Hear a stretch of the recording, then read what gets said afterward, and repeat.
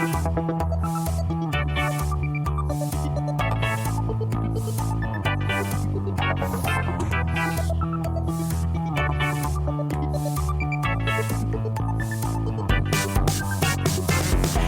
ou Tripoli, Vilnius ou Benghazi, Paris, Moscou, on fait le bunga, bunga. Bangkok ou Bogota, Le Caire ou Jakarta, Gustavia, on fait le bunga, bunga. Stockholm ou Monaco, ou Montevideo, Oslo, Tokyo, on fait le bunga, bunga. The internet sucks. It's even been like inshitified, as our guest today calls it. And yet we're coming to you through the internet. So, where do you stand with that? You don't want to be a hypocrite just complaining about the internet on the internet. Do you? Boys? George? Phil? Yeah, I'm happy to be a hypocrite about the internet. I hate the internet, but obviously it's fairly important. So, yeah. I hate the internet and I love the internet. So that's I think they call that dialectics. Point. Anyway, Exactly. Welcome to Yes, BungaCast. exactly, the dialectics of the internet. Welcome to BungaCast, the global politics podcast at the end of history. This voice that you're hearing right now is Alex O'Huley, which is my name. I'm in São Paulo, Brazil. And George and Phil are in the UK. So, the internet, this is what we're talking about. You're about to hear an interview, which I did with Cory Doctorow, the great tech critic, I suppose, and blogger and author. And he will be introduced when you hear the interview if you're not familiar with him. But I wanted to start off just by asking, how important we think the internet is. There's been lots of waves of enthusiasm about the internet, and then there's been this techlash, this backlash against tech over the past, 5-10 years even. Where do we now stand on the internet? Is it, something that we see as key for connectivity, for self-organization, even for democracy? That's certainly what a lot of activists felt 15 years ago. Or should we just treat it as a sort of basic utility like water, gas, electricity, and indeed maybe something that should be nationalized? Podcasting shouldn't be nationalized, but it should be seen as a basic utility. Well, we can plug into the national, You can run your own shower, right? I want to keep our autonomy as podcasters. I don't want to be like a national. And you who can would do whatever you want in the nationalize us shower. anyway? You can do what you like in the shower. Or is it merely just a surveillance tool and we should actually try to destroy the internet, break the internet? But we should tell our listeners that we're not surveilling them. So we're not. So, yeah, I think the common sense today is basically that we know the internet is bad for us, but we can't live without it. I think increasingly the ways that we have of experiencing things, the sheer, I guess, just convenience and ease that it's offered. It mediates all of our interactions, entertainment, leisure, work. So I think it is ubiquitous, but maybe some of that kind of tech utopianism or that the thrill of technology, I don't think that's really present anymore. I think instead people are slightly more prone to worrying about the mental health effects of being always online, about the surveillance, about the ways it's trying to change our behavior. This is to group a whole range of things into the bundle of the internet. Yeah, but definitely. I would say that's the general. I think there's more pessimism than there was 5 years ago and 10 years ago, 15 years ago. So that would be my not very hot take at all on the internet.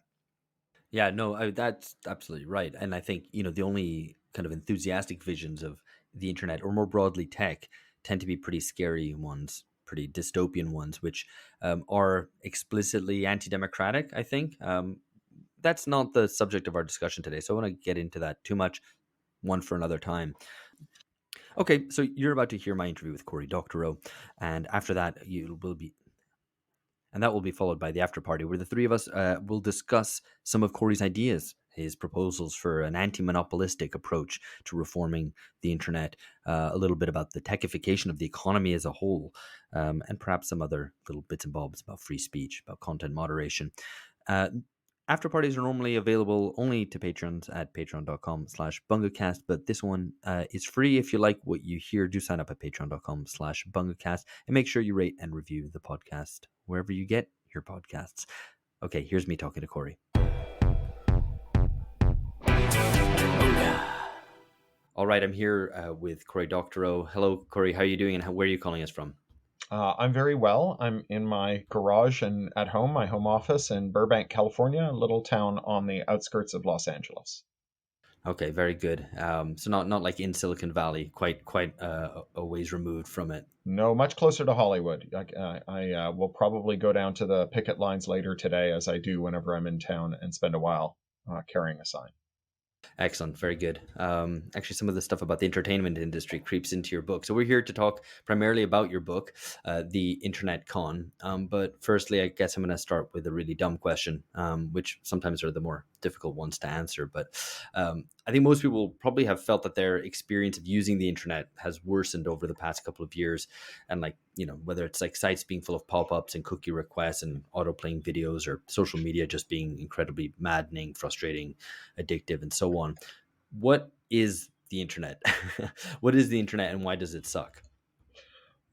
Well, I mean, look, I'm not going to give you a technical answer for what the internet is. That's probably a long and boring conversation. I'm going to give you a policy answer, which is to say why we should care what the internet is, which is that it is the single wire that comes into your house that, depending on how it's configured, can deliver free speech, a free press, freedom of assembly, access to romance, family life, personal life, civics, politics, nutrition, healthcare, education, employment, and everything else that we use to measure the quality of life in an advanced society. And that's why it is worthy of such consideration. And because the internet touches all these areas, it's extraordinarily difficult to regulate right. That, the spillover effects from mistakes touch so many areas of our lives that policymakers have kind of ricocheted between two modes. So one is to be so timid about regulating, lest they disturb so many other facets of our life that they do something really terrible, that they've done nothing, or they have become just absolute nihilists and said, stop telling me about how important the internet is. That's just tech exceptionalism. Shut up. We're going to just make this rule, and you're going to suck it up. It'll be fine. And really, I think that the pluripotentiality of the internet militates for a nuanced technical and policy understanding, and that it's really only where you understand what levers of policy are available and what technology can do that you can start to take this foundational technology, not the most important, but foundational in the sense that, like, if we're going to do something about the climate emergency or about racial justice or inequality or gender justice or what have you, then we're going to organize that movement on the internet. And so, this importance, it really can't be overstated. And so we really, really need to have a good both technical and policy understanding. Yeah, I mean, it's interesting to hear you say that, because I think a lot of the buzz and excitement that existed around the internet and its capacity to change things has obviously deflated quite significantly. Can you deflate buzz? Anyway, you get my point. Yeah. And maybe we can come on to why that is and how it's perceived towards the end. But I want to get into the kind of main argument of the book. The book's about big tech rentierism, I guess, at the higher level. But kind of in more practical terms, it's about interoperability. I'm going to try to say that slowly. Interoperability, like, it sounds like a pretty technical, nerdy kind of thing, but your argument is that it's quite important. It's kind of like your one simple trick to make the internet work. But I was quite convinced by it. So what is interoperability, and why does it matter? Well, interoperability is one of those things that's so ubiquitous and yet so subtle that you can either describe it in just a few words or you can argue about it for the rest of your life. But foundationally, interoperability is the idea that, like, two things can work with each other, right? You can put anyone's butter on your toast. You can wear anyone's socks with your shoes. You can put anyone's petrol in your car. And with computers, there's a level of interoperability that is really fabulous, because we really only know how to make one kind of computer. It's what's technically called the Turing Complete Universal von Neumann machine, which means that it can run every program that we can write. So every valid program can run on every computer. And so that opens up all kinds of opportunities and challenges. So some of those challenges are things like, we don't know how to make a printer that just prints. Like, we don't know how to make a printer that isn't capable of running malicious software. And so your printer can get a virus, right? It'd be great if we could make a printer that was just a printer, but we can't. Right? Once it's a general purpose computer, it can run all the programs. The other big challenge here is that the flexibility of digital, the fact that we can kind of reach in and twiddle the knobs and change the parameters so easily, makes it possible for the firms whose technology we rely on to play a kind of high-speed shell game that at times can feel like magic, where they just change the compensation schedules or change the algorithm for content recommendation so that workers and users just can't figure out if they're getting a good deal or how to get a better one. It's as if, we were tormented by a wicked god who altered the rules of physics. So sometimes when you dropped a rock, it fell at 9 meters per second squared, and sometimes it fell a little slower. And, that was all just based on what some bored person in a back room was doing, or even worse, what some automated process was doing to tweak the parameters. So an example of this would be Uber drivers who divide themselves internally into pickers and ants. And pickers are drivers who only drive the rides that come with the highest price tag attached. They're picky. And ants take every ride, like an ant picking up every crumb of food. And the Uber algorithm wants the pickers to become ants, because ants are how Uber is viable. If you have a bunch of drivers driving around when they're not getting paid, just circling the block looking for a fare, paying for petrol or electricity, not getting paid for any other job, it means that riders have a really good experience, because as soon as you summon a car, there's one available for you. And so to convert pickers into ants, Uber's algorithm, its payment algorithm, takes notice of which drivers are picky and offers them a much higher rate to take the same job than they would give to an ant. And these pickers, they don't know that this is going on. They're just like, oh, I am good at Uber. I'm getting better rates than everybody else. That must mean that I'm better at using the app than everyone else. And so they slowly but surely abandon the other things that they do to make ends meet and move themselves from picker status to ant status. And as soon as they become ants, the algorithm withdraws that pay premium and restores to them the base rate that is given to other ants. But as they go, if they start to notice that their pay is dropping and they start to take fewer rides, the algorithm notices that too and gives them a higher pay rate. Now, if your boss wanted to do this to trick you into coming in for more late shifts and whatever, they would have to work really long hours fiddling with the pay schedule and the accounting system and so on. But the algorithm can do it at the speed of light. And so you have what is really quite a stupid trick being done so fast that you can't spot the trick being done. And so those are the downsides of interoperability. It's this flexibility that lets all kinds of bad things happen, but that flexibility also lets all kinds of good things happen. Because we only know how to design the computer that can run every program we know how to write, that means that there's no technical barrier to writing third-party antivirus for your printer that catches the antivirus software that your vendor is too slow to want to patch. Moreover, there's no technical barrier to jailbreaking that printer so that it runs anyone's ink, nor is there any technical barrier to writing a counter algorithm that selectively rejects jobs, trying to play head-to-head like two high-speed trading algorithms in a stock market, trying to keep the bid as high as possible. What there are legal barriers. And so what we have done, and this is quite ironic, is rather than make legal barriers to fraud and labor abuse, we've made legal barriers to self-help measures, so that the firms that we bargain with and that we deal with and whose platforms we depend on can change the rules from minute to minute and second to second without having to worry about privacy or labor or fair trading laws.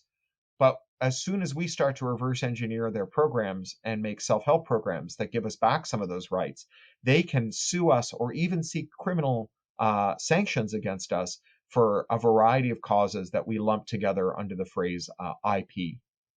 Yeah, no, that's very good. What struck me reading the book is the way that obviously there's a whole range of dirty tricks that you catalog and discuss throughout the book. And, to a certain extent you think, well, but, a capitalist economy is full of these dirty tricks. Is tech exceptional in this regard? And I think I'm curious what your opinion is on that, but also it seems to be the case that tech is able to lock people in, whether it's consumers, users, producers on platforms, in a way that other industries aren't, at a technical level, but also, as you've just said, at a legal level. So maybe, I don't know if you could talk us through maybe an example of this. I mean, you mentioned printers, so there's like the printer cartridges with chips that only can only use with a certain type of printer. But I don't know, maybe you have another example which you'd care to illustrate. Well, I mean, we could look at Facebook, right? Facebook has this intrinsic form of lock-in in the form of what economists call the collective action problem. So, you join Facebook because you like the people who are there. And then other people join Facebook because they liked you, right? This is called the network effect. And it describes products and services that increase in value when more people use them. And tech products typically enjoy a high degree of network effects. And under normal circumstances, those network effects would be countered by switching costs. The fact that you can always engineer a way to make it easy to leave a platform and go somewhere else. So when Facebook started, their pitch to MySpace users was, hey, quit MySpace, come to Facebook, but you can still talk to the people who you left behind on MySpace, because we're going to make an interoperability layer. We're going to give you a bot. You give it your login and password, it'll go to MySpace, take all the messages that are waiting for you there, put them in your Facebook inbox, let you reply to them, and then autopilot them back out to MySpace as replies on MySpace. So you can leave MySpace without leaving your friends. So in general, tech has actually very low lock-in, because you can always engineer a solution to these high switching costs to make it easy to go one place to another. You can take your files with you when you switch from Windows to a Mac, because Apple has a product called iWork that can read and write Word and Excel and PowerPoint.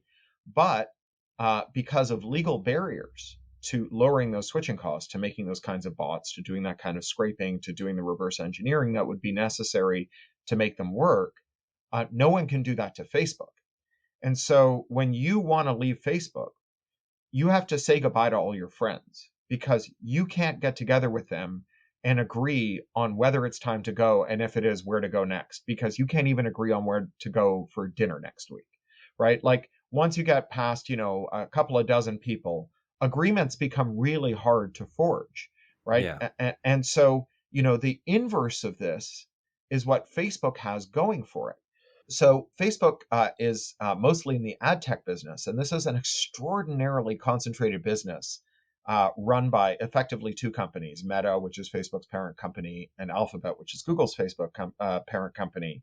And these two companies, when someone wants to make a policy that's adverse to their interests, like a privacy policy, or someone wants to enforce a policy that's adverse to their interests, like GDPR enforcement, or someone wants to break them up and force them to deal fairly with publishers, because the ad tech sector takes 51 cents out of every publisher's advertising dollar, because they're so concentrated that they can rig the markets. They have no coordination problems. There's just two of them, right? And moreover, like, their C-suites are filled with people who used to work for the other one, right? At the point where a sector becomes like 5 or 4 or 3 or 2 companies, they become so incestuous that they might as well have Habsburg jaws, right? Like, they're all veterans of each other, and they're all like godparents to each other's children, and like maids of honor at each other's weddings, or best men, and like they're executors of each other's wills, and they play in the same softball team, and like they just know each other, right? They see each other all the time. They're neighbors. They rent the same ski lodge every Christmas. And so collusion becomes really easy when there's a small number of firms, and really hard when those firms attack a large number of workers or users. And those collective action problems can often be overcome with technology. But one of the things that lacking a collective action problem allows these firms to do is ban the technology that would let workers or users band together to resist their abuses. Yeah, I mean, and I think, when people use the internet, I mean, I guess it depends what age you are to a certain extent, but there's a vision of it as being this kind of extra thing that's, layered on top of life. And if you want to unplug from it, you can always do that, and kind of doesn't really matter. And obviously you're, you're at pains in the book, and you've already said here that this is something which is pretty foundational. And we can maybe come on to how that is the case. But, reading the book, I went from that level of like, yeah, these things are really annoying. They annoy me. I spend a lot of time online, whatever. And I know that it's very bad for Uber drivers, for example, and the way they get locked in. But I got to a stage where I was, get that kind of spine tingling sense of the total power of these monopolies and how they're able to lock people in, and particularly because of the role that the state plays, that the law plays, that actually enforces these laws. So I wondered if we could maybe talk through an example. I was quite interested in this felony contempt of business model. It's a phrase that recurs, and it's kind of even hard to unpick. And I'm sure if listener just heard that, they're like, "Wait, what, say that again?" Felony contempt of business model. So well, I mean, maybe this is one story you could tell, the story of Bruce Lehman, who was hired away by from Microsoft by Bill Clinton. Sure. So, you probably, if you're at all paying attention to like debates about tech and policy, you probably encounter people who get quite angry about the term IP. And they say intellectual property is a meaningless phrase. It was invented to invoke the state religion of America, which is property rights, whenever we talked about corporate policy, that we used to call these things like what they are. We would call trademark, and copyright, and patent. We wouldn't pretend that they were in some way the same thing. And they're not wrong about that on a kind of formal level, but I think that there has been an emergent and increasingly prevalent, very crisp meaning of IP in the corporate context. And IP in the corporate context means any policy that I can invoke that allows me to reach beyond the four corners of my office building and exert control over my competitors, my critics, and my customers. And the beginning of this really comes with Bruce Lehman and the Clinton administration, and more importantly, Al Gore and the National Information Infrastructure hearings, the so-called information superhighway hearings. So the internet had been effectively a military project until the Clinton administration, and they wanted to privatize it, and for better or for worse, right? There was not really any scope for public administration of a significant part of the internet. There's like some pretty significant downsides to that. On the other hand, like if you're worried that the internet is a source of American hegemony all over the world, like the American government saying that they wouldn't own it is probably something that you should be happy about. So he holds these hearings to say, like, what should we do? And Bruce Lehman had been the head of copyright for Microsoft, and he was a lawyer. And he was hired away by the Clinton administration to be the IP czar for the Clinton administration. So he shows up at these hearings that Al Gore, the vice president, was holding, and he says, I got a plan. It's called the Lehman White Paper. I got a plan. We're going to require copyright licenses for every copy of a work made in the course of delivering, consuming, saving documents on the internet. And so like the network buffer, the frame buffer, the hard drive buffer, the cache, all of these things are going to require like separate negotiated licenses. So this is like we convert everyone who's ever thought about going to law school into an IP specialist, and we give them all full employment until the end of time, and we still wouldn't have enough lawyers for it. And to his credit, Al Gore was like, get the fuck out of here. That's stupid. And Lehman, instead of being discouraged, he had that stick-to-itiveness and gumption that we associate with the Microsoft machine. He went off to Geneva. He went to the World Intellectual Property Organization, UN specialized agency that deals with these issues. It's kind of has the same relationship to stupid copyright laws around the world that Mordor has to evil in Middle Earth. It all starts there. And he convinced them to enact two treaties, the WIPO Copyright Treaty, WCT, and the WIPO Performers and Phonograms Treaty, the WPPT, both passed in 1996, collectively called the Internet Treaties. And the Internet Treaties enshrine most of that farcical wish list that Al Gore rejected and turn them into treaty obligations that America has to embrace. And then he goes back across the Atlantic to DC. And by 1998, America has passed the Digital Millennium Copyright Act, or DMCA. And the DMCA, it's a big, weird, gnarly hairball of law. But one important clause in the DMCA is Section 1201. This is the anti-circumvention section. And so it's important to note here that Section 1201 actually does more than the WIPO treaties demand. So what you see is a kind of ratchet tightening. So he gets more out of WIPO than he wanted from Gore, and then he gets more out of Congress than WIPO required. At each stage, you get the requirement plus plus.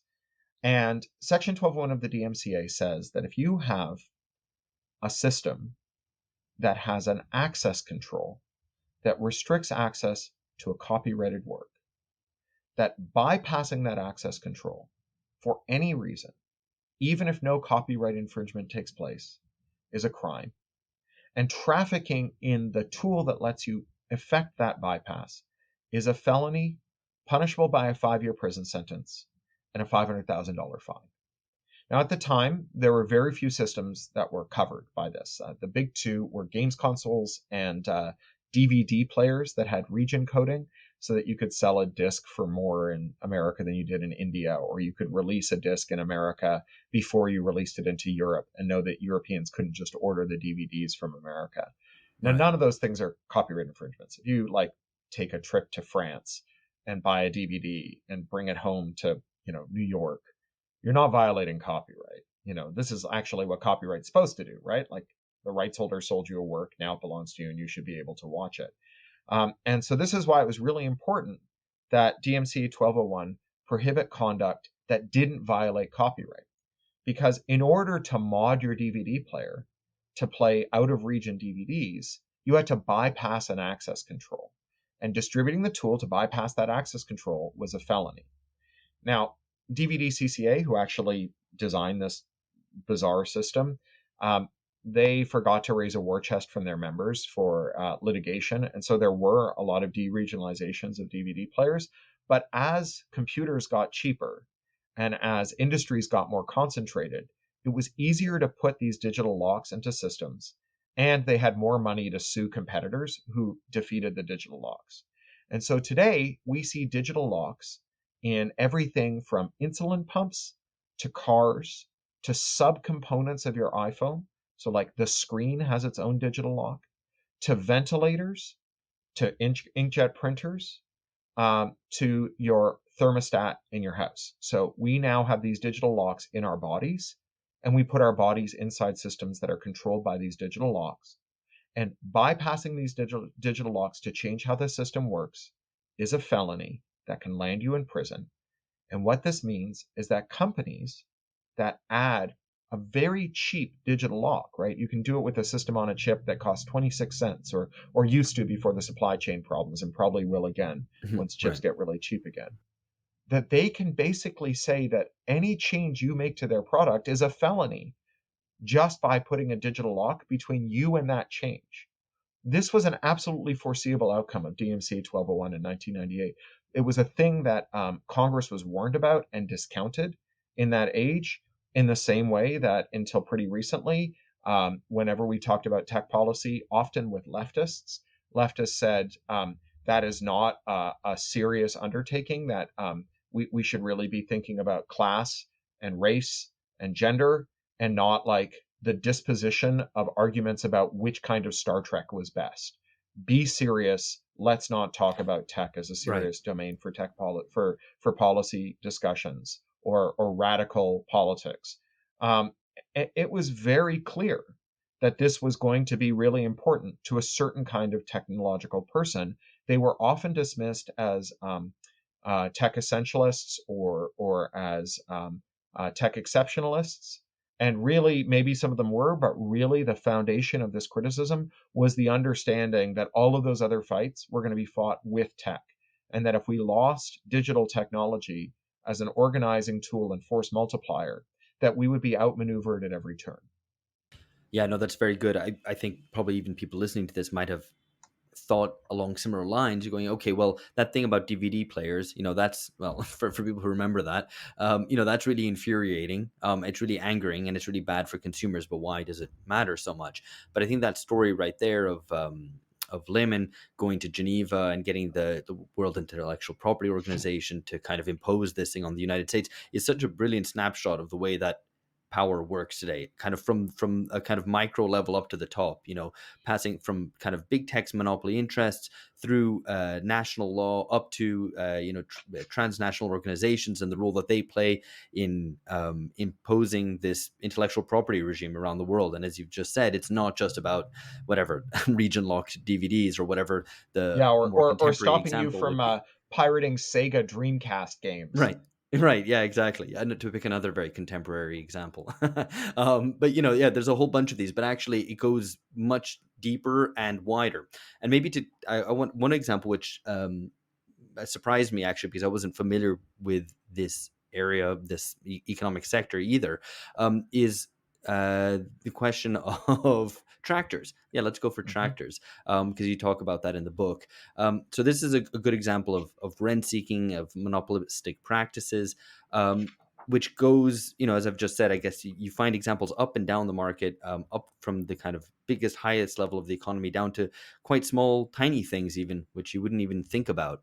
And so one example that you dwell on is VIN locks or VIN locks, and the way that they prevent maintenance being carried on machines. And John Deere, the massive tractor manufacturer, avails itself of these locks quite a bit, and it's quite striking. So anyway, let's talk about, Sure. agriculture, which it seems really far away from tech. Yeah. So, VIN, if you've ever encountered those initials VIN, it's probably in the automotive context. It stands for Vehicle Identification Number. And it started as literally a number that would be stamped onto the chassis of cars at manufacture time, in order to create a kind of indelible record of which car is which. And if you've ever seen a thriller about, people stealing cars and like running a chop shop, they're like sanding off the VIN number. But the VIN is now also embedded in the controller of the car, right? So it's in the master computing unit of the car. And because of that, and because your car is basically a computer network you put your body into and then, drive at 100 kilometers an hour down the motorway and hope you don't get killed, every part in the engine that is computerized can talk to the car's central computer and ask it what its unique serial number is. And so remember I mentioned these 27-cent systems on a chip that you can put a digital lock in. You can take sub-assemblies of the engine and you can say, before this part will engage with the engine, even if it's installed correctly, make it ask the computer whether it was authorized to be used with that car by the manufacturer's own dealer. And if not, if you went to an independent mechanic, or even worse, if it's a third-party part manufactured by a competitor, the engine can refuse to use the part and the part can refuse to talk to the engine. And so this is used to control the aftermarket for parts, it's used to control the market for used cars, and it's used to control the market for repair. One of the things that I think is underappreciated when we talk about controlling the market for repair is it's also, if you can decide who can fix a gadget, you can decide when that gadget is beyond repair, and you can say, throw the gadget away and get a new one. And in particular, this is a trick that Apple has mastered. You can say, well, you can only get your gadget fixed at our official depot. And when our official depot says that your gadget is beyond repair, they will offer you a trade-in so that your next gadget is not from our competitor. And that trade-in will require you to surrender your gadget so it can't become a used gadget or a source of parts for other broken gadgets. And then we can have a disposal system for these things. Apple calls it a recycling system, but really what they do is they shred any of the gadgets that are surrendered to them as part of a trade-in program so that none of those components can ever be recycled into broken phones to keep them working. And instead they all become e-waste. And so this is spread across all the different sectors, including John Deere.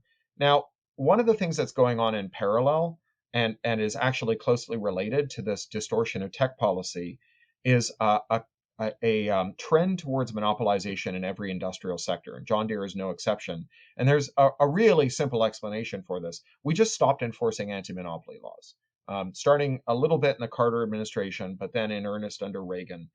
All around the world, we embrace this crackpot theory of antitrust that says that monopolies are actually really good because they're super efficient, and that if a company gets a monopoly, it must mean they're very good at their jobs, and we should just, not not stir them up and try and break them, because they're the goose that laid the golden egg.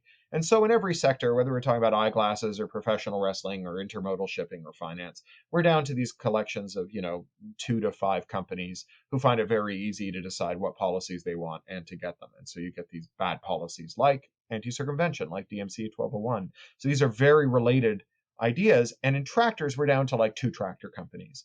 And the second one is an also ran. John Deere is like the 800-pound gorilla of tractors. They really are now totally integrated into our supply chain. And you may have remember there was a kind of heartwarming story after the invasion of Ukraine by Russia, where Russian looters stole a bunch of John Deere tractors from a Ukrainian John Deere dealership, and then they turned up in Russia. And the John Deere dealership was able to brick those tractors remotely, so permanently freeze them so that they would never work again. And everyone was like, go Ukraine, look at your cyber nous and how good you are, and like this kind of amazing asymmetrical warfare, smarts against brute force. Love to see it. But what no one really interrogated here was like, how is it that a John Deere dealership in Kyiv or wherever it was can like know where all the tractors they sold are Right. and kill switch them, remotely deactivate them? And it comes to John Deere's decision to monopolize parts, repair, and used tractors by putting VIN locks in every component of the engine of a John Deere tractor, which allows them to do things like say, a rototiller or some other attachment that would go on the head end of the tractor, right? The thing that turns it from one kind of agricultural implement to another. You have to buy it from us and not from one of our competitors like Honeybee, because the digital handshake can detect that you are not using an official John Deere head end component. You're using one of our competitors, and we just reject that. It also allows them to decide who can fix your tractor. And John Deere actually has the best of both worlds here. So the farmer usually does the repair, right? They've got the part, they slot the part in, the part comes up. But the tractor still won't work until they pay a couple $100 for a dealer or their representative to show up at the farm and type an unlock code into the keyboard, right? So this is like, they don't even have to do the work. They can just collect the rent. Now, this is disgusting enough, but what makes it really terrible is the specific circumstances of agriculture. There's a reason that farmers have always fixed their own agricultural implements. I once went to an open air museum in the United Kingdom. It's called Beamish. It's the largest open air museum in Europe, and it has a farmhouse with a Roman foundation. And that Roman foundation includes a forge and workshop. And there's a reason that even in antiquity, our farms had their own workshops. It's because farms are by definition at the end of long, lonely roads. And farms sometimes need to get stuff fixed in a hurry. Like if there's a hailstorm coming and you need to bring the crop in, like you can't wait 3 days for a technician to show up. You need to have a workshop right there on site. And so what we have done is we've put the ability to plant and harvest agricultural product at the mercy of this tawdry rent-seeking enterprise that also creates these security risks. Because one of the things about John Deere tractors is that all of this stuff that is designed to lock a farmer out of a tractor is itself not very secure.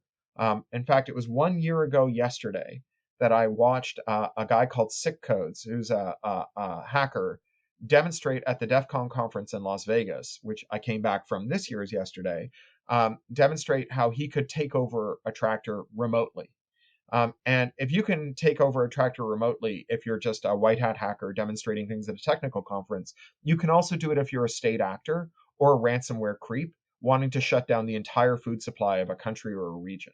So this is very bad. And what's worse is that the kind of research that Sick Codes was doing creates liability under Section 1201 of the Digital Millennium Copyright Act, because explaining the vulnerabilities in a John Deere tractor can be construed as trafficking in material that would help bypass a digital lock. Wow. Now, Sick Codes did his presentation with lawyers standing by in case John Deere showed up and forced him off stage. And in fact, there was someone else who was meant to present this year who was going to present a similar attack on cars that Microsoft effectively silenced. Now, this doesn't stop criminals from figuring out this stuff independently, nor does it stop state actors who want to disrupt other nation states' food supply or vehicle fleets from discovering it. What it does do is it stops us, the suckers in the cars and the farmers in the field, from knowing that the products that we depend on are not fit for purpose and expose us to ghastly risks. A few Yeah. years ago at DEF CON, there was a security researcher who demonstrated that they could take over the steering, brakes, and other controls of every GMC Jeep on the road remotely over the internet. And they had been delayed in presenting their findings because they were worried about this liability under Section 1201 of the DMCA. And that liability has only gotten worse. We've seen new exotic legal theories under the Computer Fraud and Abuse Act, contract law, tortious interference with contract, and so on pile up, so that security researchers are even more reluctant to report on this. So this is kind of like the perfect storm of terribleness, right? We have rent extraction, we have endangering the food supply through greed, we have endangering the food supply through malicious attacks, and we have the mass silencing of the critics of these companies and their products that would allow us to know about this and for independent parties to mitigate it. You have IP, control of customers, critics, and competitors. Yeah, no, perfect. And that takes us very nicely and well beyond the kind of consumer criticism of tech, which is, well, it's monopolistic. These things don't work that well. It's not good for me as a consumer. This tool doesn't work and it's expensive. It takes us well beyond that to kind of labor practices, to how it affects citizens' liberties and beyond.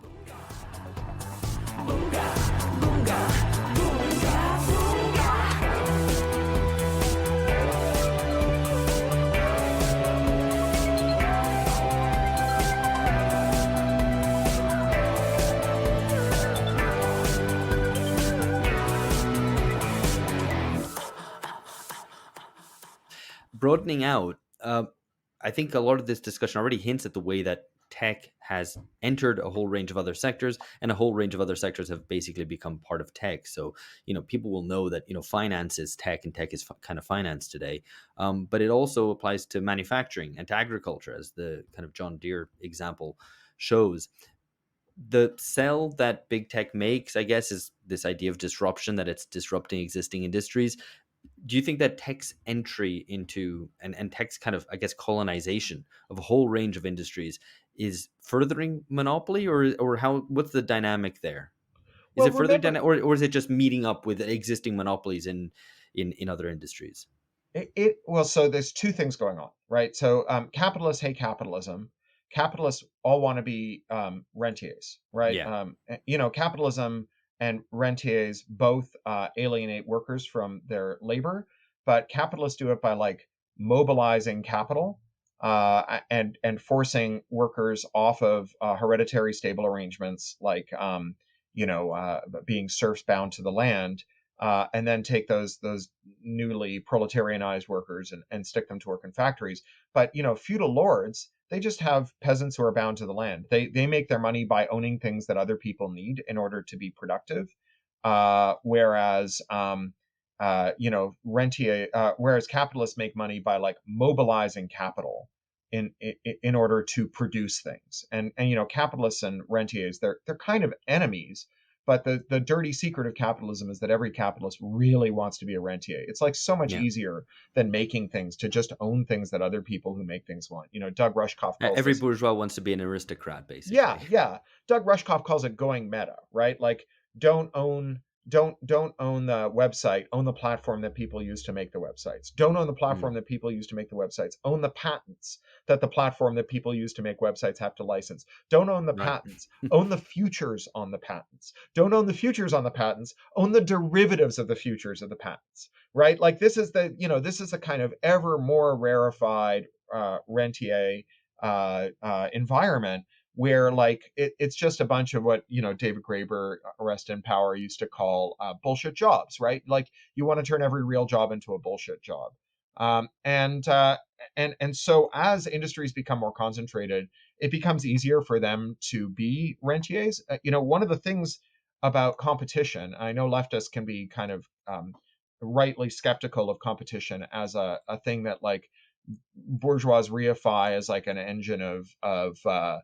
innovation or whatever, and a panacea and a substitute for direct public intervention in things like health markets and so on, which shouldn't even be markets. The one thing that competition reliably does, actually two things. The first thing that it does is it disciplines firms, because companies really do worry about their customers going across the street to someone else. And it also introduces collective action problems for firms so that they can't capture their regulators. The origins of the term regulatory capture are in Chicago economics, where it's just this kind of nihilist idea, something that comes out of public choice theory, that like capture is just inevitable. Every industry will eventually capture their regulators. What's I think much more true to say is that the capture is the result of a concentrated sector that can agree on their policy priorities and has lots of money to spend to realize them. That's the origin of capture. If you want to stop capture, you have to make them into a disorganized, squabbling rabble whose margins have been eroded by competition, so that they can't capture their regulators because they can't agree, and also they don't have any money to buy them off with. And I think due to capital, what capital does to labor, effectively. Yeah, exactly. Yes, and labor has the collective action problem. Capital doesn't, and we just need to give capital that collective action problem. We can actually see that in action. If you remember the Napster years, right, when you had the tech sector, it was like so much larger in terms of its annual turnover than the entertainment sector. But it was also like hundreds of squabbling little companies that couldn't even agree on where to hold their annual meeting, much less like what policy priorities they should discuss there. And the entertainment sector was like 7 companies. And so they just kicked tech's ass because they all showed up and said the same thing in every forum. They had message discipline, right? And this is like, you saw it in the way that the changing fortunes of Hollywood actors. I live in the middle of the entertainment sector, as previously noted. And back in the old days, before the AMPTP was founded, the publisher or the producers guild, what used to happen is that all of the trade guilds, all the in front of the camera and behind the camera guilds, would bargain as a unit with the weakest studios. So they would all show up, everyone from like the electricians to the actors would show up and say, this is the contract we're going to get this year. And the weakest studio would be forced to take it. And then they go to the next weakest studio and they'd say it again. And they would work their way up the gradient of strength, and they would get these incredible bargains. And with the AMPTP, with the studios being empowered to bargain as a unit, they were able to do it in reverse. They go to the weakest union, which is usually my union. I'm an IATSE member in the Animators Guild, and they get a really terrible contract out of us. And then they try to wring those concessions from every other union, both above and below the line.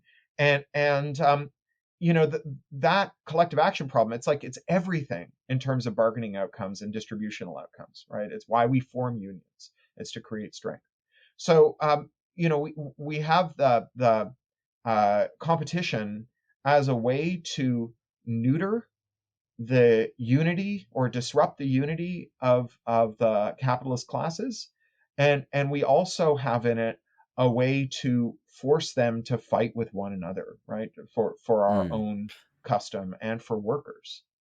So, I mean, I guess that generally when faced with monopolism, a whole sector or the whole economy dominated by a few big guys, you can either break them up into lots of smaller guys, or alternatively bring that big guy into public ownership, or to socialize it in some way, create a cooperative where it's controlled by workers, some form of or other of socializing or nationalizing it.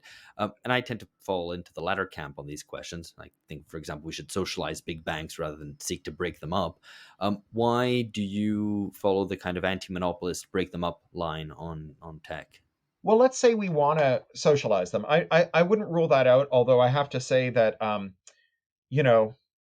so to give some Brazilian politics here, if like under Gilberto Gil, like functionaries like Sergio Amadeo had been able to create like a national ICT system that like took the telecentros and made them just like a centrally managed system of ICT for the whole country of Brazil, and then Bolsonaro had got his hands on it, that would have been bad, right? And so there's in a state in which the outcomes are contestable, and we have horrific authoritarians who are plausibly going to come into power and get their hands on whatever levers we install in the halls of power.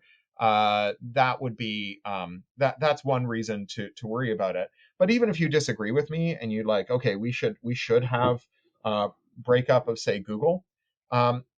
Google is really good at resisting breakup. In fact, in general, monopolies are really good at resisting breakup. One of the reasons historically that we had antitrust law in the United States, and antitrust, it's worth just revisiting why it's called antitrust, because it's a very weird name for competition law, and it's because capitalists hating capitalism as they do, in the Gilded Age, industrialists in America would form trusts. So they would say, like just like you might have like a trust that manages your local wildlife preserve, except this trust would manage all the railway companies in America. And so the railway companies would all sell their controlling stake to the trust, and then they would get shares in the trust, and they would kind of meet as a star chamber and coordinate national industrial policy. And the trusts were really powerful. And they were really hard to regulate. If you read Ida Tarbell's History of the Standard Oil Company, which was like the canonical text, and it's what led eventually to the breakup of the Rockefeller empire. Tarbell was the first woman to get a science degree in America. She was a brilliant radical organizer and speaker, got involved in votes for women and racial causes. Her father had been a Pennsylvania oilman who was ruined by the Rockefeller machine. And she took it on as her personal cause to understand how the Rockefeller empire worked and to document its unfairnessness. And she syndicated this in a magazine called Collier's, very famous, well-read magazine. And her books, The History of the Standard Oil Company, volumes 1 and 2, became the Bible for trustbusters that led to the collapse of the Rockefeller empire. It's an amazing story. The books are so good. She was a spectacular writer. And one of the things she's identifying in that book is how trivial it is for Rockefeller to suborn the political process. And so she documents in one case where there was a Pennsylvania state senator that was really close to enacting legislation that would have really comprehensively put the brakes on Rockefeller's shady dealings.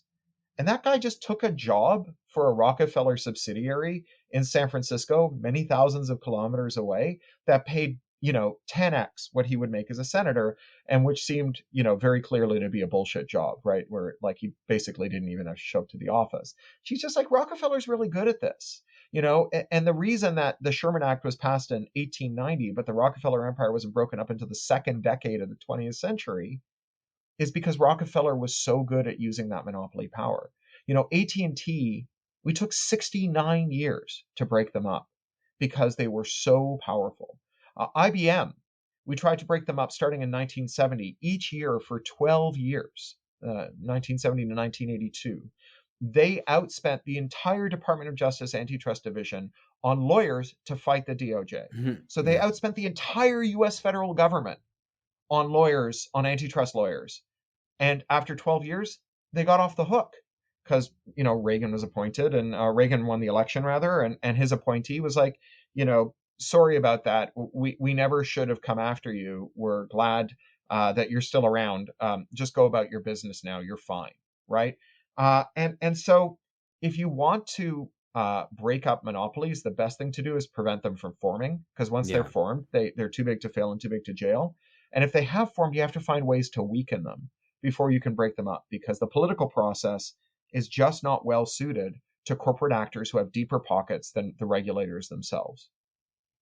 Yeah. So maybe just briefly, if you can spell out some of the ways that you propose that we should do this to start weakening them before we break them up or do something else to them. And also I wanted to ask, to a certain extent, this seems like a strategy of what they call over-identification, or an even more kind of complicated term, subversive affirmation, which is to basically take someone up on their word and lean into it. So, to be more capitalist than the capitalists, to say that, we're capitalist true believers, we believe in competition, and therefore we need to blast away these legal supports for monopoly and rentierism.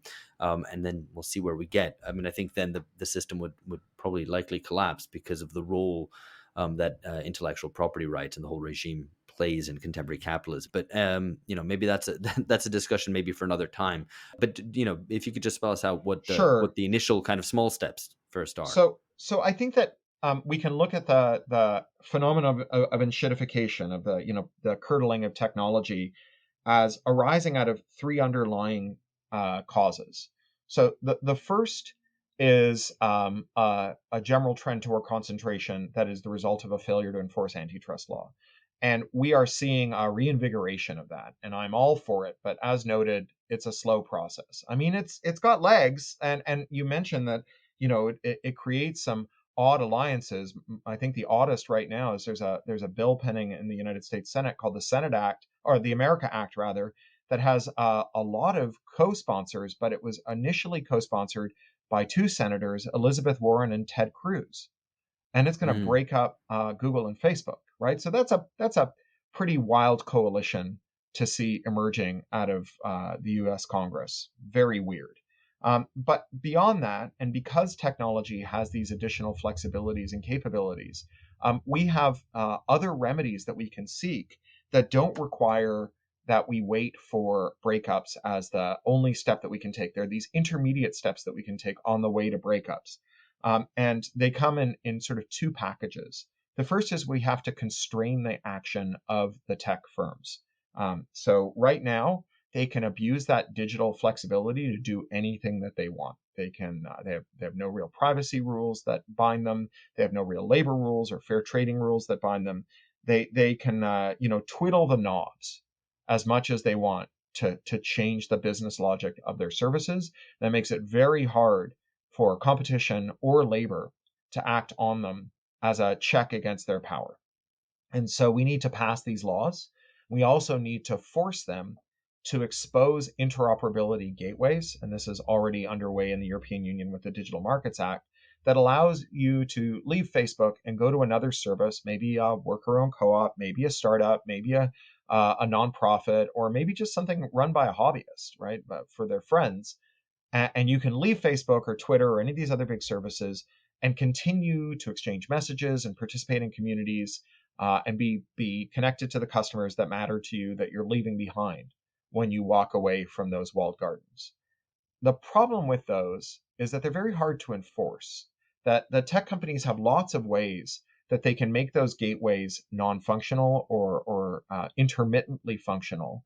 And it's very hard to figure out if that's happening because the tech companies are dealing with real technical issues or real issues of bad actors trying to break into their services. And so they're shutting things down because they see their users' data as being stolen by another Cambridge Analytica, say, or whether it's just them trying to discourage these competitors. And they're incentivized to do so. And so it would be pretty naive to assume they wouldn't. And so on top of that, we need to restore the ability for us to take self-help measures. So we need to constrain their ability to lock us down, and we need to restore our ability to unlock their services. We need to restore the right to circumvent, right, reverse engineer, to violate terms of service, to do the kinds of things that historically tech firms have done to one another with great abandon. Apple exists today because they were able to reverse engineer Microsoft Office and make iWork.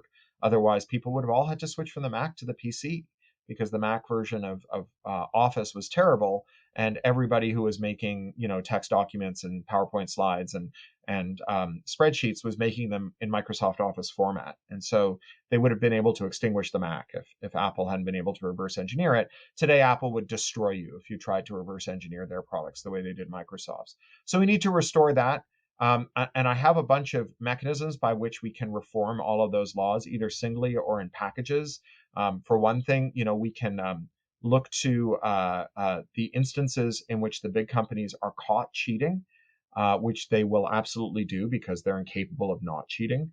And we can impose on them as a remedy for cheating, as part of the settlement, special masters who act as supervisors, overseers, who decide when they can and can't sue competitors. And they can make the determination about when a lawsuit against a competitor is a pretext for extinguishing competition and when it has to do with a competitor who is engaged in genuinely antisocial conduct in relation to their users, not their shareholders, things that violate their users' privacy or integrity.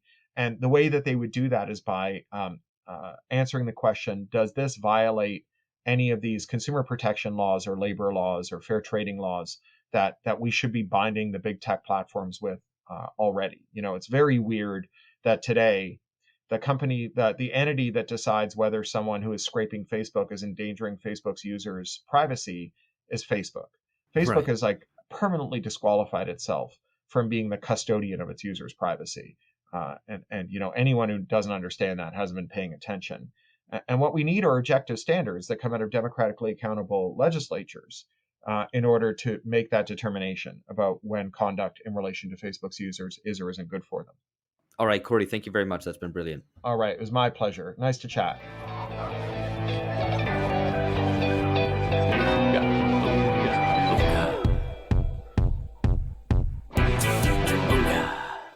All right, guys, what did you think? Were you convinced by his case for breaking up the big tech giants, about the role that interoperability, which seems, as I said, quite a technical, jargonistic little idea, but as he puts it, very important, very central. Were you convinced by the way that might open up the whole internet and make it work for us? I thought it was a great discussion. I mean, I was kind of, and there were so many parts of it that were fascinating. Particularly like the thing you mentioned, Alex, in the discussion about this ties into so many things that we've discussed on the podcast separately. And I have to confess, it never occurred to me that this would recur. I mean, it kind of, in retrospect, it's obvious it would recur. But before listening to this discussion you had with Cory, it never would have occurred to me that this would also play out in the domain of tech and intellectual property. So the story of the guy who goes to Geneva, and because he's kind of rebuffed at the domestic level in the hearings around the digital information superhighway, he goes to Geneva to lock in what he wants through treaty obligations imposed on the US rather than through embedding it in the process of ordinary process of democratic constitutional deliberation at the national level. So, one point, I suppose, not usually that I would give Al Gore any credit, but that would be one point where he deserves some credit. Anyway, that was fascinating, I thought, as well as all the stuff about the deliberate obsolescence as that's a way of controlling, kind of monopolizing the market and the rest of it. Where I didn't follow the logic, or I felt like it was the wrong way around, was his solution to the problem of monopoly. So it seems to me the way kind of Cory set it up was that monopolies capture government, and therefore monopolies are bad.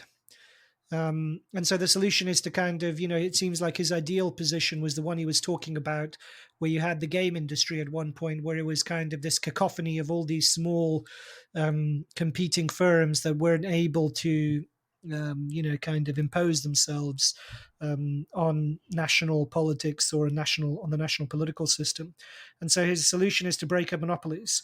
And that also avoids the risk of capture by populist authoritarians, giving the example of Bolsonaro in Brazil. And that seems to me to be kind of the wrong way around because, well, for a start, if you're in a position where you set up democracy as the problem to be avoided or deflected, you're inevitably going to end up in all sorts of kind of difficult situations further down the road with accountability, lack of control, and the possibility for kind of concentrated private power to grow in unrestrained ways. So it seems to me kind of framing it in that way is problematic in itself. But if you break up the trusts and you break up monopolies, what you'll end up with is kind of this artificially created kind of market, this artificially kind of induced competition, and inevitably the process will just get going, it'll kind of be rebooted, but you'll end up in the same place. You'll end up with concentrated, enormous centers of private power, capital, finance, tech, whatever they might be, with all the kind of network effects and monopolistic effects that come into play in the market eventually. And so it seems to me self-defeating. So rather than breaking up monopoly, it seems to me it would be better to find ways of capturing them in the interests of democracy and the public. That might involve nationalization, or it might involve kind of seeing the internet as a utility or something like that. But it seems to me, there's also potentially many more creative ways in which monopolies could be brought under the control of the public. George? Yeah, no, I think the kind of approach of trying to solve the problem of the internet at the macro level, if you will, so this kind of anti-monopolistic kind of solution, there is one sense in which he's definitely right, that you can't have these kind of micro solutions, i.e., like what does the internet exist to do? I think the story about Uber and the pickers and the ants, this idea that you have the two different sorts of Uber drivers, one who very picky, and the other who just take any fares, and the whole purpose of that app is to try and change behavior. Well, that's if that at the micro level is what the internet essentially is today, it's not a neutral terrain, but it's in fact an attempt to capture information and change behavior ultimately. Then there has to be some political response. You can't look for a kind of disaggregated or micro level response. Instead, you need a political one. And I mean, I tend to probably to agree with Phil in terms of it's all comes back to good old democracy at the end of the day, and that's that's the only thing that can is bigger than the internet. So yeah, I mean, it's not an easy solution, but I think the way that he kind of moved from his analysis of the internet to the solution, I would agree with. But the kind of ultimate what to do about it, I probably would tend to be less anti-monopolistic and more kind of democratic control. Well, I mean, I'm not sure if I read it the same way, because I don't think his response is shies away from politics, from political reform, from legislation, and in fact, the anti-monopolism, although that is an important point, I think it's ultimately more about anti-intellectual property rights, because that is what holds in place and allows for these anti-competitive practices. So it's not necessarily about breaking up Facebook. It's about allowing any producer to plug into Facebook, as he says it. And the reason why you can't do that is because of like these walled gardens that they've created. If you break down the ability of companies to have these walled gardens, to break down these walls, then you're able to plug in, and then you're not exactly sure how the market will function, but there are legislative barriers against the creation of these monopolies again. So I don't follow Phil's argument that breaking them up will lead to the same monopolistic practices once they join up again, because I think there's two sides to this, right? Just to maybe make this clear, I think there's one which is antitrust legislation, which stops companies buying up competitors, buying up all other producers all along the value chain. And then there's the other side, which is the intellectual property stuff about copyright and trademark, and the way that these are all used to prevent competition. So I think there's kind of two different things. I think on the end, I think, let me just to round out the point, on the monopoly side of things, I'm not an anti-monopolist. I would agree with George and Phil that it should be brought under democratic, big things like this, which are seen as like a utility, should be brought under democratic control. My exceptions are for third places, things like restaurants, bars, taverns, which I think are essential social infrastructure. And maybe there's an argument to be made that but they're no monopolies, are they? Well, they are, because there are things like McDonald's, there are things like Burger King, there's things They're like not really Tricontinental. monopolies there. Well, they're not. They might not be monopolies, but they're oligopolies, right? And the street is increasingly in Western democracies They're not. dominated by massive companies, which are the only ones who are able to afford the they're rents. not, man.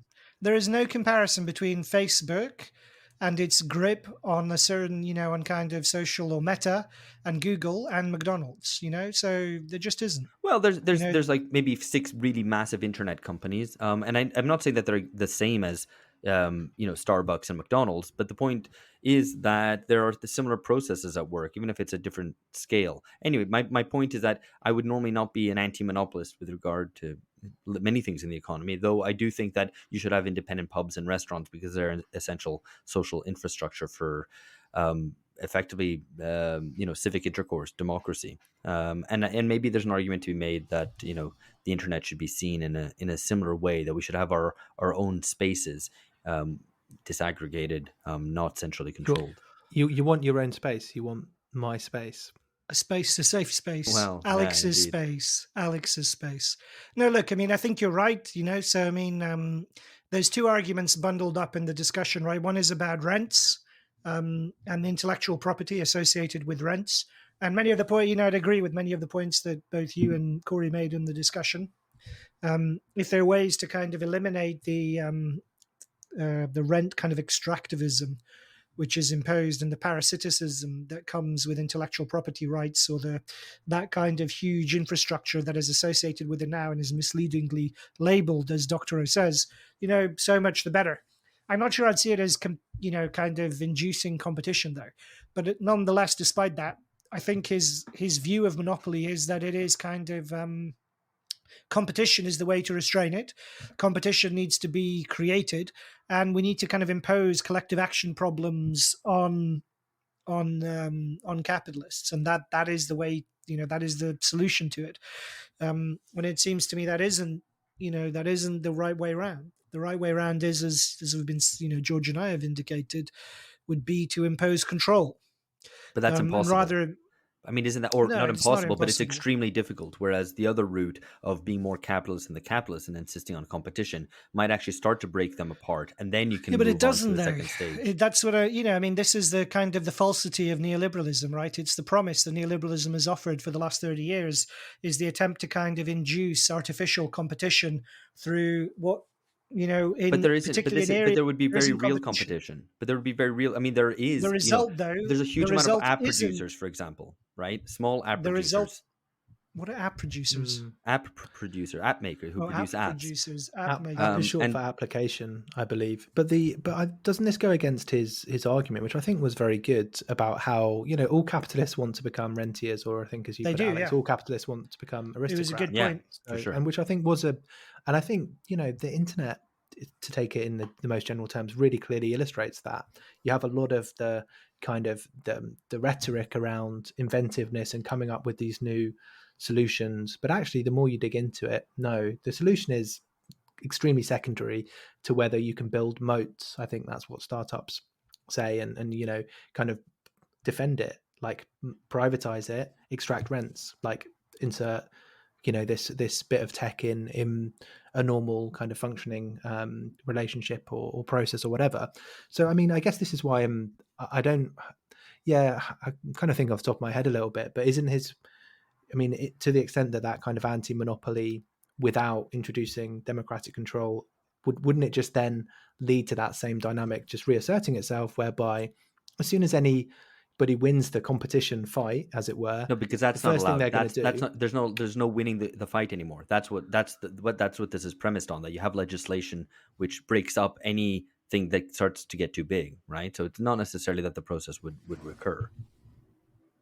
No, but I think that's the point, that it doesn't, you can't,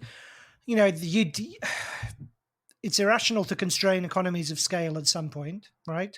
And at some point it becomes, if you kind of tried to restart the process and reboot it, you would end up with these large kind of organizations that were restrained by legislation from getting the benefit of economies of scale, of larger scale, of the benefits of extra growth and investment and so on. And so, inevitably it would be lifted, and then you'll be back to the same problem of monopoly.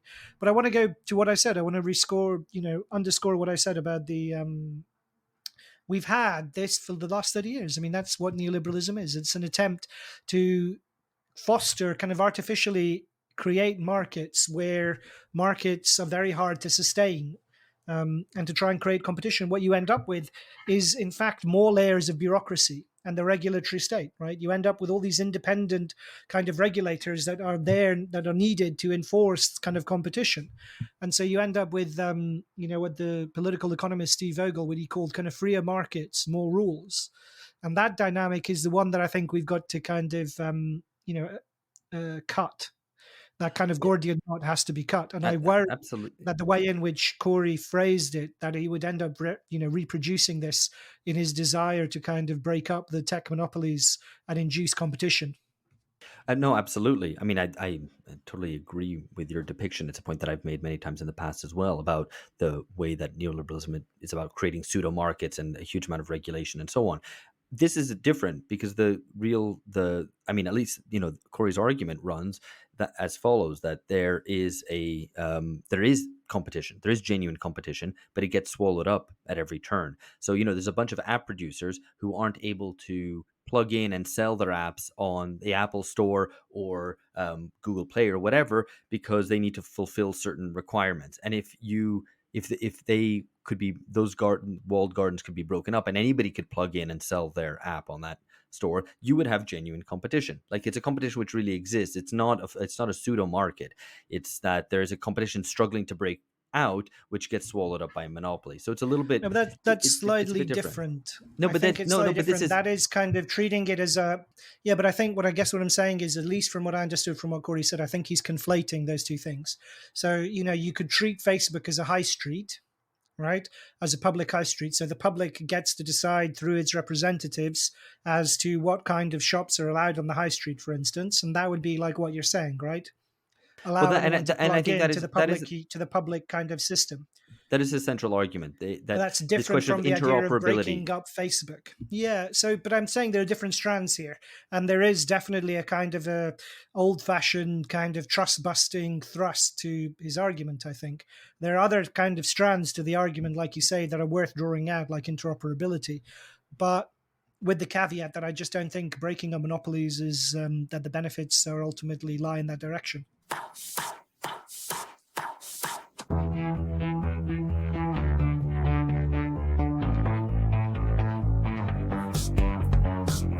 Okay, so let's move on to another question, which is the way that, and I think this is still kind of underexplored and underrealized, the way that so many parts of the economy have been techified, that there's an intermeshing to the extent that they're not even separate, distinct areas. And I give the example of agriculture. And I just wanted to throw this out there because this is from a dossier which I translated, but I think it's very worth reading. I'll put it in the show notes. Which is actually written by the landless workers movement in Brazil about the role that tech is playing in agriculture. So tech giants tend to migrate to the agricultural sector with a sort of vertical integration taking place, not among companies of the same sector, but along the value chain, which shows the capacity of these companies to absorb and reorganize the chain vertically from the field to the consumer. And one example of this is digitalization attempts. So, for example, Microsoft's working in partnership with germplasm centers around the world to provide the infrastructure to digitalize genetic banks. And of course, they come, to own these things. There's companies like Syngenta, Bayer, BASF that have developed agricultural software and digital platforms which are installed on mobile phones that provide agricultural producers with recommendations. Today, there's tractors equipped with artificial intelligence that collect information on soil humidity, composition, and the best location and the best season of the year to plant. But of course, a lot of these applications are available freely to farmers in exchange for participating in massive data capture. Farmers inputting their data and these companies being able to gather this data and then ultimately monetize it and probably lock in farmers into these systems. So I just raised that because I think it's fascinating and something that I wasn't really familiar with, the degree to which these sort of monopolistic tech practices, which we're familiar just as kind of users, because you have to, you do all your search on Google, you're connected to people on Instagram and whatever, that it goes well beyond just that kind of the way that we experience it often as consumers, that there's a whole range of producers all over the world who are wrapped in and locked into these systems.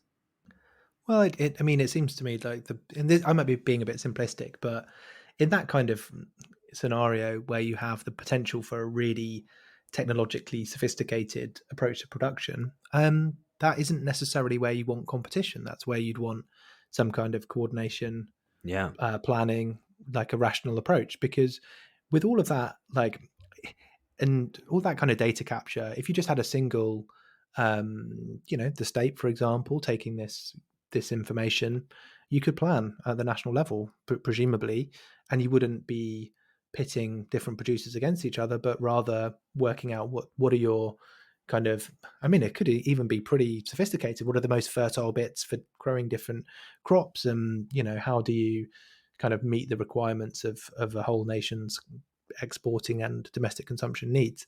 I don't want to be too simplistic, but it does seem like there is a massive amount of potential there, but it's just completely under mined by the introduction of competition, both between data capturers and then at the level of production. I guess production, Well, we isn't do it? experience it through consumption. You're right, Alex. Like the internet, I consume it. We are internet consumers, but do we experience it in the same way as producers? No, definitely not.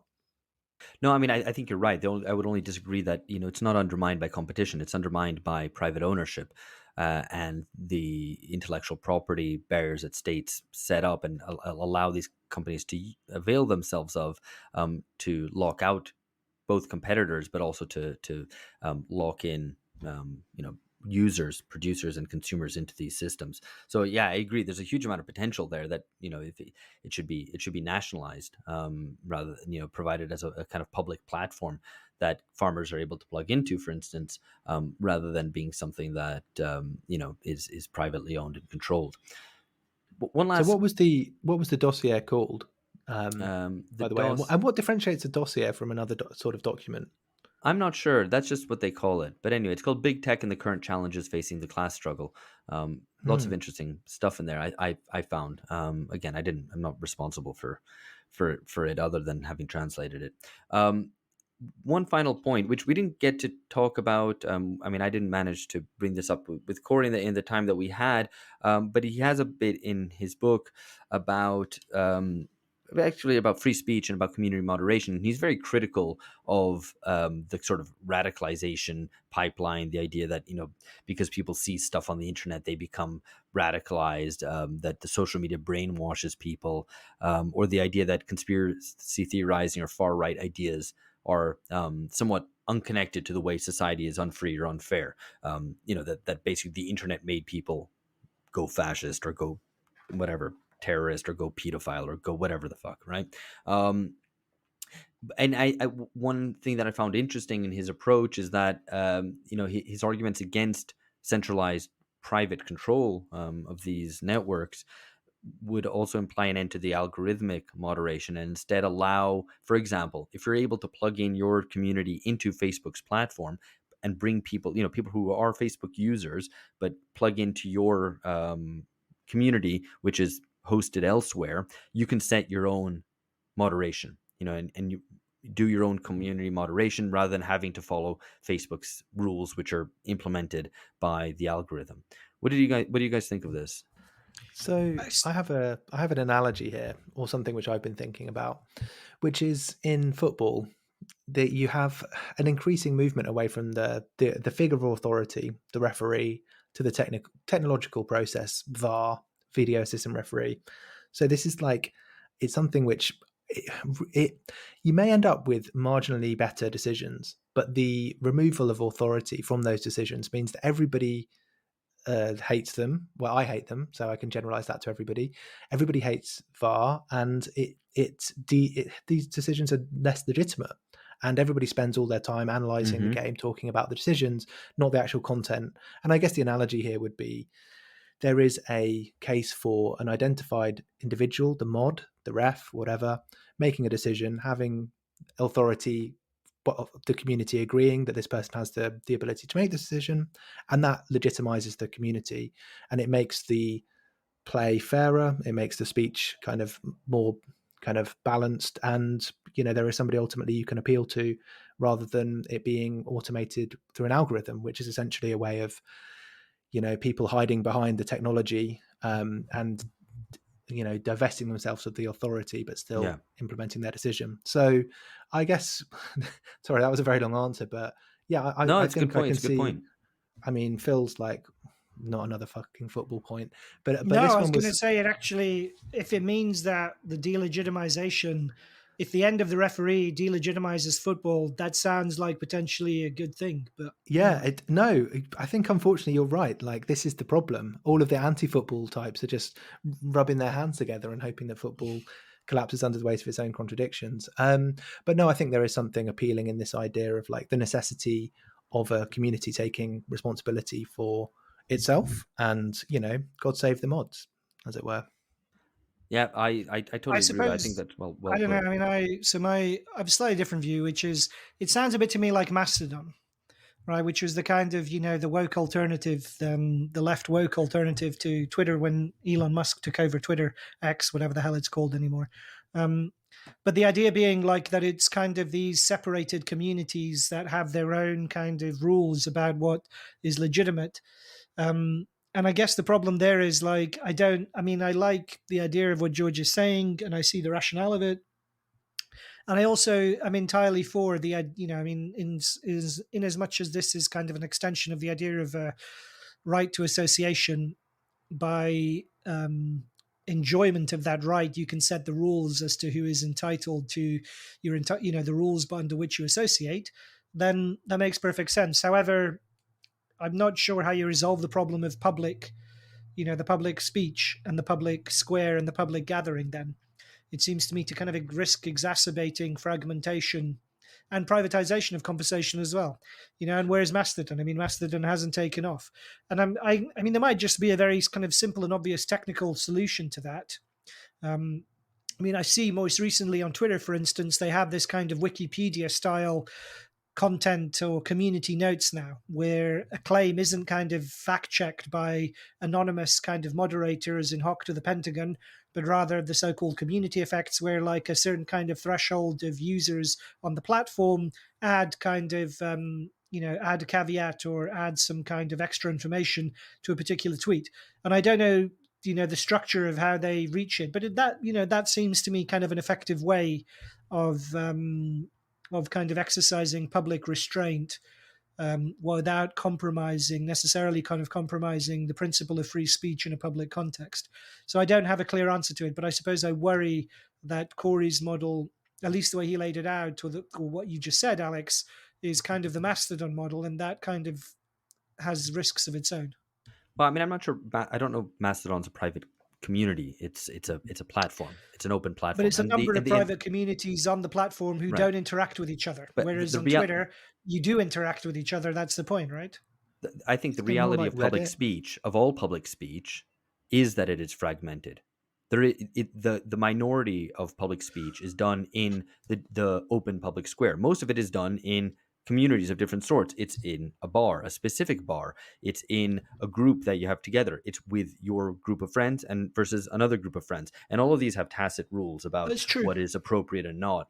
And so I don't think having that reflected on the internet is in any way problematic. I think that the difficult case, you can't access the Mastodon groups, right? That's the point. Whereas anyone can listen to this podcast who wants to, right? Whereas, that's different for the Mastodon groups. Like, they're private groups unless you sign up to the membership rules. Right.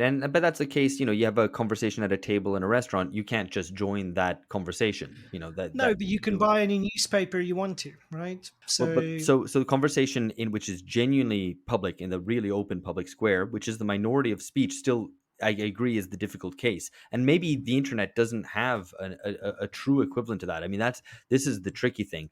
It's easier maybe to solve at a community level where you have different communities moderating themselves. And I think we all agree that's a good way to go about it, rather than, at least it's certainly in contrast to algorithmic moderation, this sort of impersonal sovereign.